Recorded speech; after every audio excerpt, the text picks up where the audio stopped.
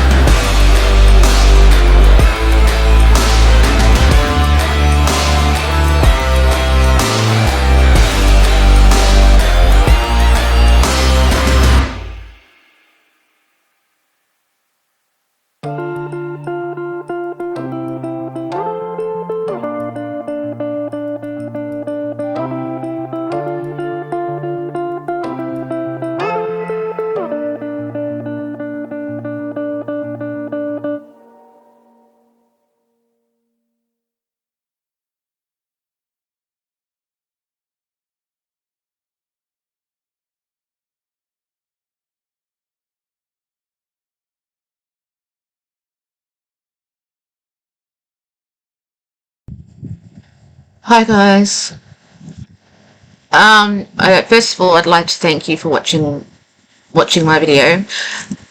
This is a subject I feel immensely strong about because I'm a victim of DV. I've been a victim, and I've just recently got out of a DV myself. So, this subject's extremely important to me, and it's always been important to me. Because I've been in that situation 3 times over my lifespan. Some more horrific than others, and it's something that you really just can't compare. Like, no matter what form of abuse that you have copped, you can't compare it. Because the whole lot of it is just one toxic ball of it's just one big toxic ball. No matter what form of abuse it is. My personal experience, to me, is emotional abuse, and emotional, financial, and spiritual abuse. Because that's the sort of abuse, unfortunately, that I had recently suffered for a 4-year stint. I would say 3-year stint because the first year, he tried to hold it together as best he could, but he couldn't keep the facade up any longer, and the mask fell off, so to say. Like, he's a narcissistic mask. I'm pretty sure that my ex-husband has NPD, but he hasn't, I can't diagnose him myself, but he hasn't been diagnosed with NPD, but he displayed a lot of the characteristics of NPD. Basically, well, he was a walking encyclopedia of NPD, and that's probably something, that his parents should have sorted out in the past to get him diagnosed with. It would have saved a lot of mental trauma for myself and my children. So they were very quick to marry him off, and I always wondered why, and that was it. That was the answer. So he would control every aspect of what I did at home, but like what we all did at home. My children copped a lot of it. My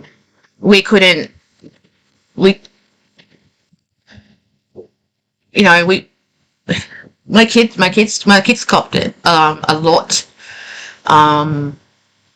He'd put on the persona that he was a loving and kind husband to the public, but behind closed doors, we would cop just a barrage of abuse all the time. I would be sitting up here in my bedroom like I am now, just minding my own business and doing my own thing, and I would be barraged, literally bombarded with hundreds of messenger messages from him downstairs, because he couldn't be bothered walking up 13 stairs, like a flight of 13 stairs to come and to physically speak to me. And he would complain about absolutely anything that he could possibly think to complain about. So I would get no mental break whatsoever. It came to the point where he'd let me go out and do, get my hair done and my tattoos. He'd put on the persona that, he doesn't control me, and then I can do what I want. But in reality, that it was far from it. It was far from the truth. I would be at my tattoo artist's shop getting my tattoo done, and to me, that's a spa day. That's supposed to be my mental break, because I love getting tattoos done. Instead, it was a mental hell. As my artist knows as well, because I showed him every all the messages I get.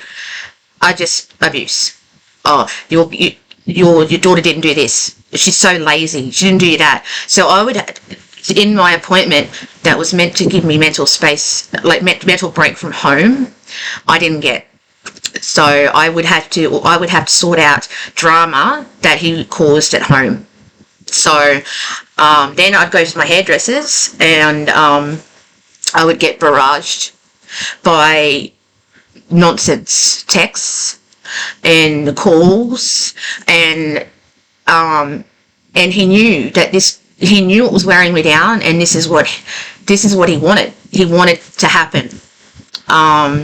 We have security cameras at my house, and they have speakers. We were controlled through that as well. He'd monitor through all the time through the security cameras. My daughter, if she didn't cook for him, he'd get angry. He wouldn't cook his own meals. He wouldn't, it was beneath him to do that, because apparently he can't cook. So, at first when I married him, I didn't mind, because that was part of being a wife, cooking for my husband and providing him with a meal at the end of the day, especially if he was working. That's how I was raised. I was raised the old school way, is if your husband's out working all day and you're home with the children, which I was at the time, just what you can do to appreciate him is just cook him a nice warm meal at the end of the day. I was raised that way. That's how I began to, like, that's how it started off. Now, as the mental abuse and emotional abuse, he would, if he didn't get what he wanted, I didn't love him. You don't love me, or some wife you are. So I would get hounded like that.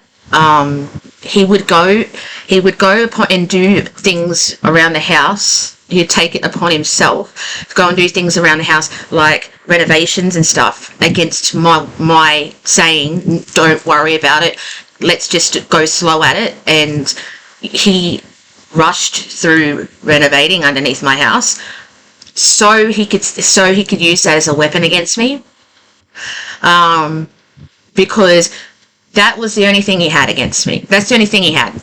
You know, I did this for you. So I had that hanging over my head continuously. So if he didn't get what he wanted, or he got upset in any way, didn't like what he heard, like if I stuck up for myself, or if my daughter stuck up for herself, especially my 17-year-old, and she'd always, and I'm proud of her for doing it, she would always stick up for herself. And he hated it because he had to be right. There was no if, buts, or maybes. This sort of behaviour is narcissistic behaviour. It's malignant. It's toxic. I'm a former shell of myself. Like I'm a shell of my former self. It's taken me a long time to get to even be like this for you guys, for YouTube and everything. I spent a lot of time in solitude in my bedroom doing nothing, but not really doing nothing, but I was keeping myself extremely busy because I haven't even really processed the end of my marriage.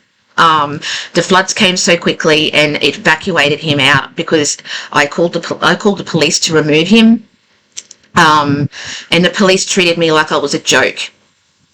A DV victim, a mother of 4, a joke.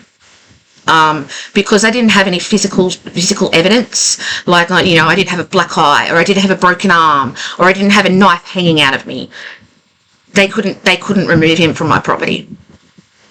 So I was stuck in a living nightmare.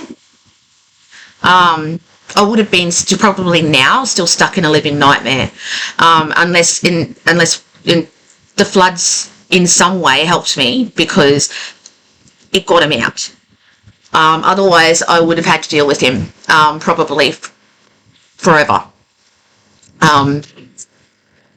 So, you know, being treated like I had to pause the video because my daughter walked in. Being treated like a joke when you think that you're in mortal danger is the biggest insult that a DV victim could ever go through. And that stuff plays subconsciously on your mind, because the people that swore an oath, you know, when they became police officers to serve and protect you, can't protect you. We were told by the media approximately 4 years ago that the laws were going to be changed and they were going to get tougher after a mother had lost her life, was set on fire by her ex-partner in front of, you know, in when she was dropping her kids off to school. I'm scared this is going to happen to my friend, and you know, there's not a lick of difference I could make to get through to the police to lock this psychopath up, because they're not trained in emotional abuse or narcissism, or, you know, or financial abuse. They know about it, but they're not trained how to deal with it. At this current time, they're only trained to be present if there is physical abuse and a threat to your, like, immediate threat to your life, which is not right, because these sorts of situations, they escalate. It may not be, you know, a year or a month or a week, or, you know, it could be any time. Now I could see this behaviour escalating, and it was scary. I would leave the house for an appointment that I had to go to, and I was always thinking, am I going to come back to my daughter dead? Because the way he treated her, it was horrendous. And it was, specifically her, because she stuck up for herself. She didn't put up with what he's, told her. The worst thing that he ever did to me, and my children, was when, just after Christmas, my daughter was violently raped. He was downstairs and did nothing. He sat there and did nothing. No help. She had to call. I wasn't home. I was out with a friend. She had to call my friend's husband to pick her up and take her back to my friend's place while we rushed back to her to call the police and report it, because he wouldn't do anything. All he said is, I don't want the police here. We've had issues with her with the police before in the past, so that's why. See, I'm still trying to look, and this is the thing. I've got it inbuilt, like when he does something stupid, to make excuses. There's no excuses. The police should have been called, whether she was here or not. So, which she did the right thing. She went to my friend's place. She felt that she was safe there, so she could call the police and make a report. So we had to go through the whole, going to the hospital, getting STD tests and everything done, and the rape kit done, and from what I've been told, he has been charged. He's been formally charged. So we don't know when the court date is going to be for that. So we still have to go through that. And that could be, it could be dragged out for at least 2 years. We don't know. So, at the end of the day, there's not one person who is probably going to watch this video or made it watch this video in the future that has not been through some shape or form of domestic violence or abuse, either physical, sexual, or mental. It's like cancer. It's malignant. It's everywhere. And we all keep thinking to ourselves, something's to be done. Something's to be done about this. The laws need to change. There needs to be tougher penalties. Because people like the piece of beep that is hurting my friend has got an order on him. And what good is an order if he keeps breaching it and nothing gets done? It's got to stop. It has to stop, because how many more people are going to die for someone to listen? I want to try. I know this is not something I normally do on my channel, and I'm sorry for all the doom and gloom, guys. I promise you I'll make up for it next YouTube with really cool updates, but I have to speak up, because I can't stay silent. I want to use every form of social media platform I possibly can, because right now there's an inquest going on with how the police deal with domestic violence, and I think it's really important that this gets out somehow. So like and share, please, guys. I would appreciate that. You don't have to, but it would help the cause. I want to get out there to everybody, the detrimental damage it does to people, the mental side of things, of the abuse, of things really damages people. My children have irreversible damage done mentally because of it all. There's no form of counselling, and that's another thing in Australia, is the mental health system is beep.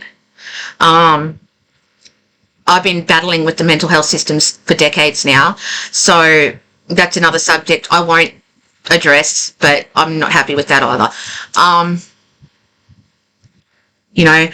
no amount of counselling is going to help my children. And I can tell you that now because they feel like they've been failed. They feel like that society it's just given up. I'm currently still sitting here in a home that has been flood affected, and it's rotting from underneath me.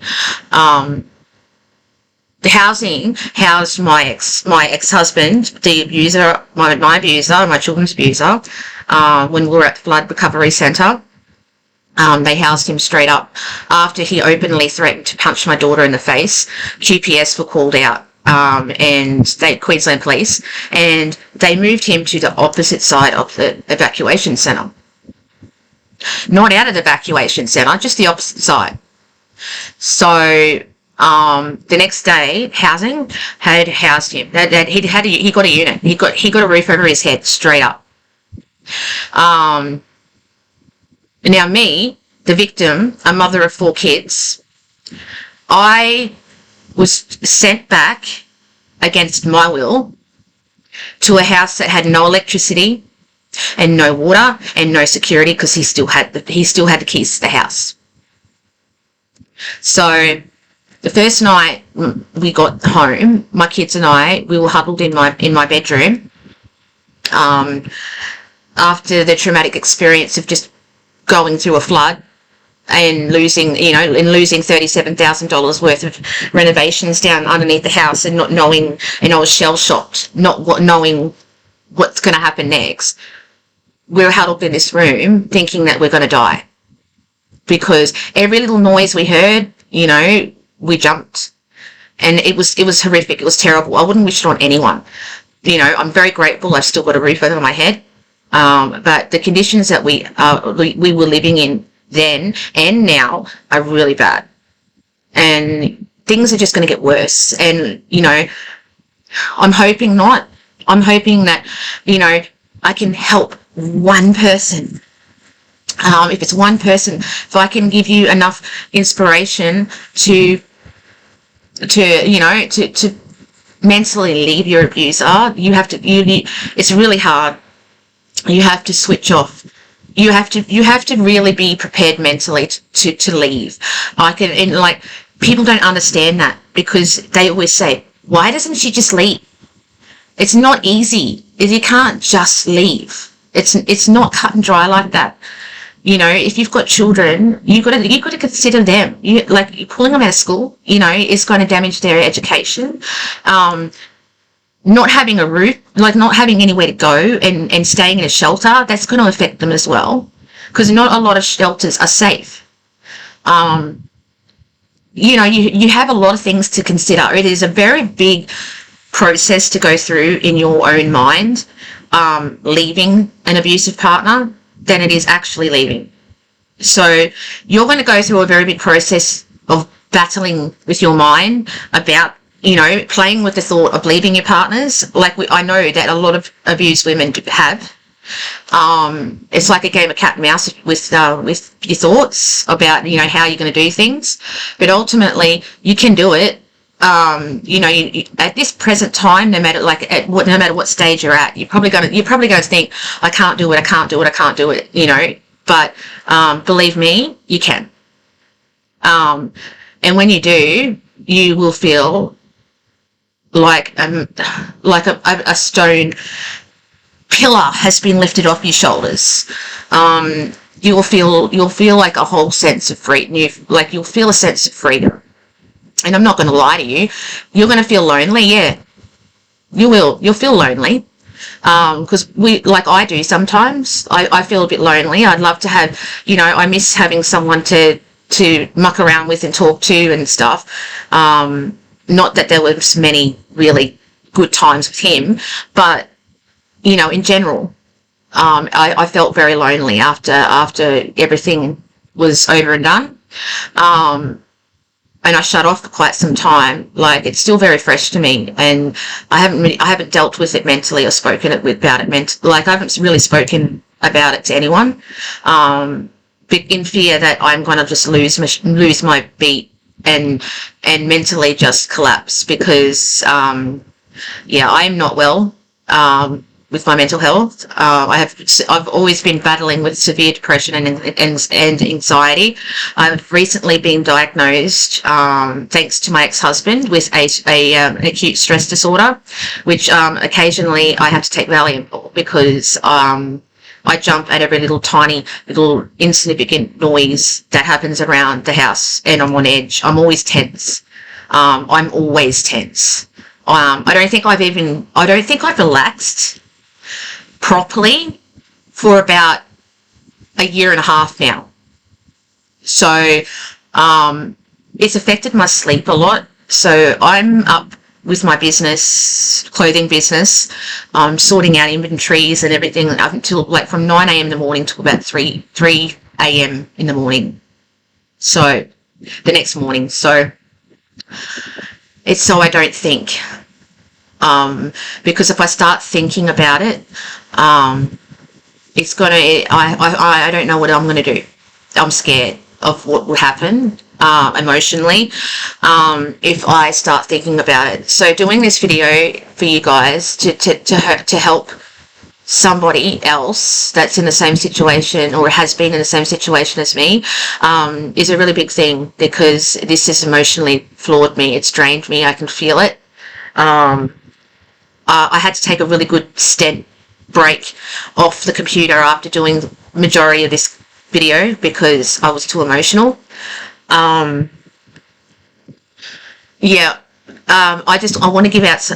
really need to give out some advice, especially if you're going through any form of domestic violence whatsoever. You need to prepare yourself ahead of time. You really need to just like sit down in your own mind, that at least they can't interfere with what you're thinking with, strategically work out what you need to do and what you have to have around your house for safety, because this is going to be a matter in between life and death for some people. If possible, if you're not if your partner hasn't isolated you from your friends and family, and it's possible, because I'm not saying it's easy by any means, but if it's possible and you can get a hold of a spare mobile phone, cell phone, hide it. Hide it in your underwear drawer or anywhere where you think that he probably wouldn't even think of looking, or she. I'm not saying it's just, I'm saying like statistics say that it is more, but men too. I'm talking to both men and women here. Hide it. Hide a spare SIM card. Hide a spare set of keys to your car. I did. I had a spare set of keys, and the day that the police thought I was a giant joke and left, I was straight in my car to Bunnings, and I got indoor security cameras that he didn't know about, and I set them up because I wanted to prove to them I wasn't a liar and that I was a victim. So I did get a lot of good footage of him screaming at me and my children. And then I got a lot of good footage of him saying that I apparently locked him out of the house, and then him pretending the door was locked and didn't even go in the house whatsoever. Yeah, I actually cried. I burst out crying when I saw that when I was at my tattoo artist place, shop actually, because that's a nut job. So I'm sorry, but it is. Sorry, I'm not sorry, but that with someone with a mindset like that can just come up with just crap that you apparently have done, because it shows footage of me not locking the door, just shutting the door. He was talking about the screen door. Shut the screen door. I went down, got in the car, and dropped my kids off at school and went to my appointment. And then it was about 2-something in the afternoon. He was screaming at me about through messages about how I locked him out of the house when he didn't have any reason to come upstairs because he'd been kicked downstairs. The only time he comes upstairs is to have a shower. he didn't need a shower at 2:30 in the afternoon. He never showers at 2:30 in the afternoon. So for him to just, he makes random drama up just to mentally screw with my mind. But I had one up on him that day, and I reviewed that footage. I knew that he was lying because I knew I didn't shut that. I knew I didn't lock the door. But I went through the footage and it's there, and to have that validated, I think is the reason why I just burst out crying, because it was validated. What I was going through was validated. It just made me feel validated as a victim of DV. That what I was expressing to the police was true. Whether they believed me initially or not, I don't know. But they, all smirks and thinking that situation wasn't as bad as what I was saying it was, when it was. So yeah, it's taken a lot out of me to make this video, but like I said, I'm going to leave some numbers for you in my description for my video, for if anyone needs them. And I'm talking about my anyone in Australia wide area. I don't know what it's like. I don't know what it varies overseas. So I apologize, but I'm pretty sure that you'd be aware that there are crisis lines that you can call as well. So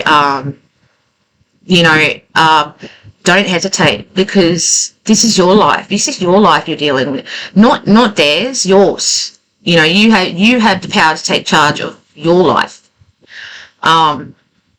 It's a big step. I'm not going to lie to you. It's a huge step. But it's going to be one of the best steps to take in your life, because the sense of relief and freedom, yes, I'm left emotionally crippled. I'm not going to lie. And I do need a lot of therapy, and there's things that therapy probably won't fix, but that's okay. Because at the end of the day, I just have to learn to love myself again, and practice self-care, and just take time out for myself and heal, at my own pace.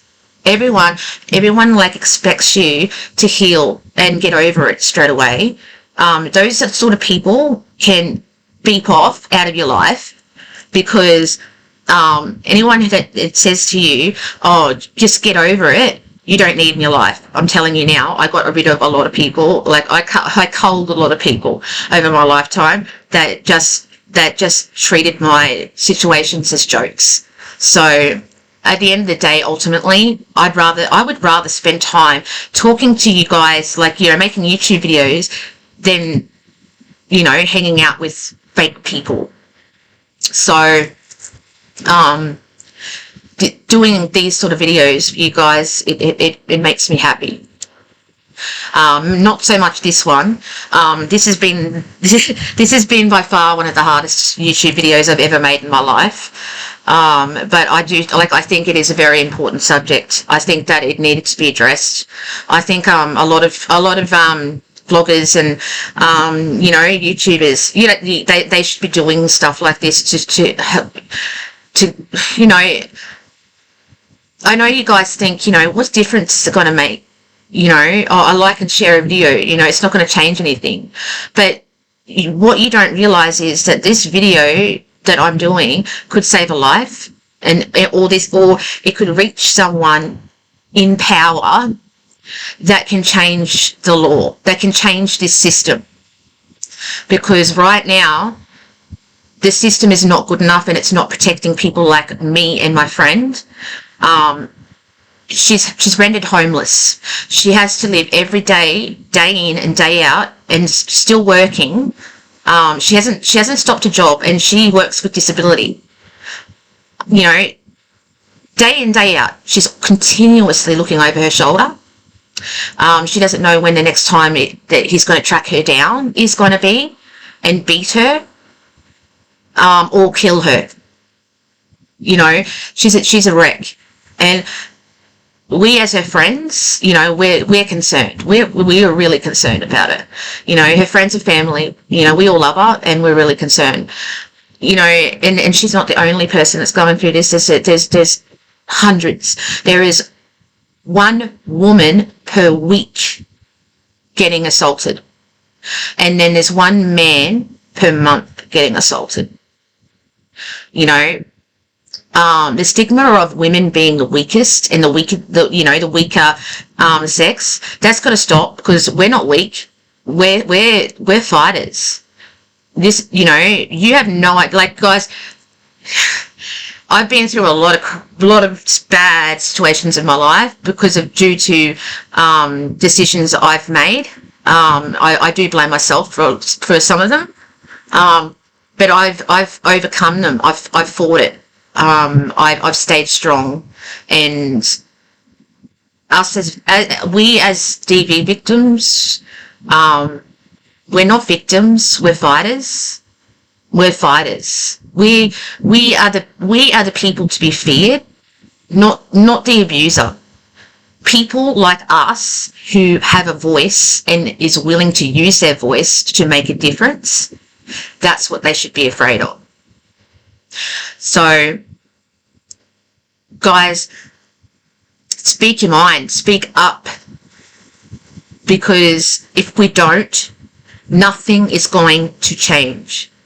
It just takes one person that has a little bit of shred of empathy in them to hear videos like this.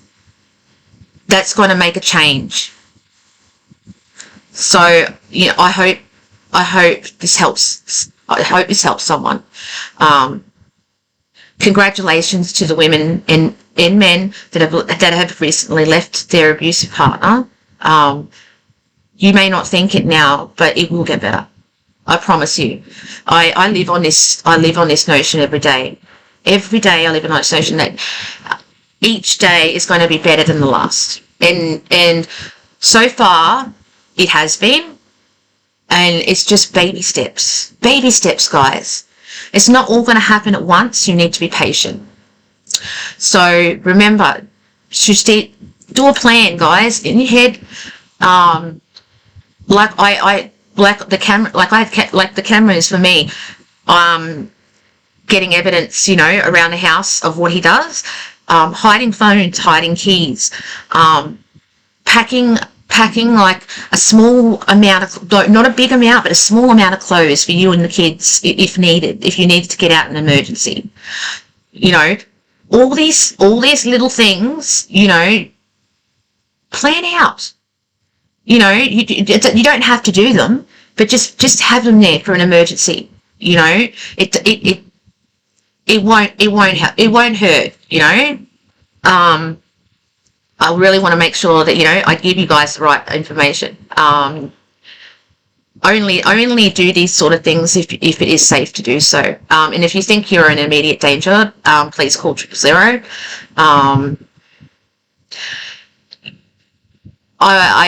You know, and I hope that you have better luck than I do. Maybe I just got a bad batch of officers that came out that weren't sympathetic. You know, I don't know what the Coomera police officers' excuse was. The several times that my friend was getting beaten black and blue, but don't know. So, yeah. I'm just want to thank you guys so much.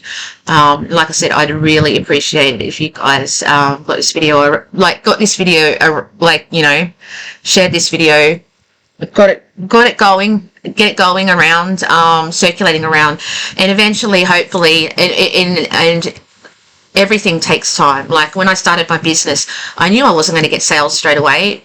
You know, everything that is meant to be good takes time. So I think you know, I think you got it. you are stronger than what they make you believe. They will put all these doubts in your mind. It's a really good tactic of a narcissist and an abuser. They will put the seed of doubt in your mind whenever they possibly could, and they make it look like that they're not, and that they're really good at it. And you know, when you kind of like look back to how you were before you met them to you are now, and you kind of see yourself as a former like a shell of your former self, that's when you really know something's wrong. So yeah, it's I just urge anyone, just do some research on NPD. Look for the behavioural signs. Sometimes, you know, for people it's very hard to pick up at first. Like it's taken me a long time of research, a long time of observing behaviours of my abusers to get to the point where I would now probably look at a guy and you know, who was trying to pick me up and date me, I would probably look at him and in repulsion at the moment, but I would probably like look at the guy and I would analyse him. Yeah, that's squirt in the background. I'd analyse him, and if he showed any signs whatsoever of narcissistic abuse, like he was a narcissist or he was like my ex-husband, nah, he'd be gone. I'd wipe him. No, I would not date another person. I would not put my family through that again. I'm in my 30s, guys, and I don't think I'm ever going to make an emotional connection to anyone again at this point. So, yeah, that's how damaged. I'm pretty damaged, but like I said, small steps. So, anyway, stay safe, make the right decisions. Love you guys.